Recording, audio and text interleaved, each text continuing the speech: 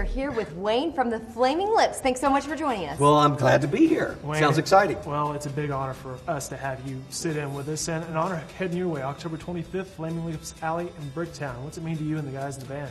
Well, you know, it came as sort of a big surprise. People had talked about something like that, really, for a couple of years, and we always felt like, oh, you know, that's kind of a big deal. Who really cares?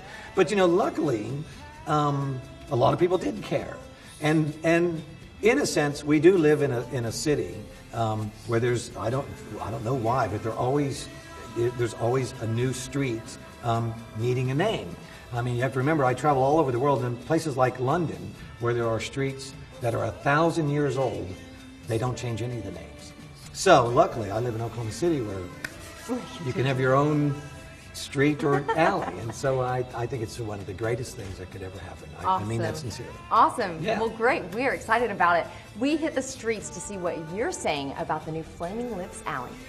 I think it's a great thing. I just drove up towards Arcadia, and I passed there's a road that is named after a famous ice skater there, and that's very official, and she's an Olympic skater, but the Flaming Lips are kind of underground, and I think they deserve alley status, and I think they would appreciate that.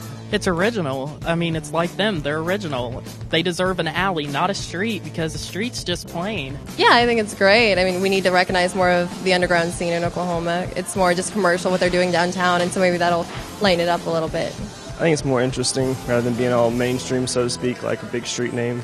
A lot of the time, people often take the signs anyway, so it's kind of like, you know, if it was on a major street, that might be a problem too.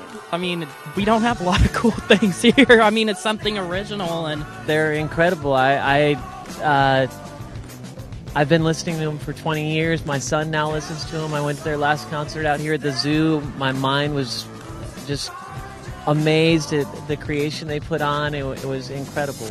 And we're so lucky to have them in our city, so they definitely deserve an alley. Well, Bricktown will never be the same. Oklahoma is so glad that your band has made such an impact on our city. Well, and I think Oklahoma City and its people have had a great impact on me as well, and I think it shows in our music, in the way that people believe in us, and what should we do next? Should we let's take over the whole city? Come on. That's a good idea. Who's with Wayne? Come on, we'll take over. Wayne, congratulations, well deserved. All right, well, thanks for having me. Yeah, all right. See ya. Bye.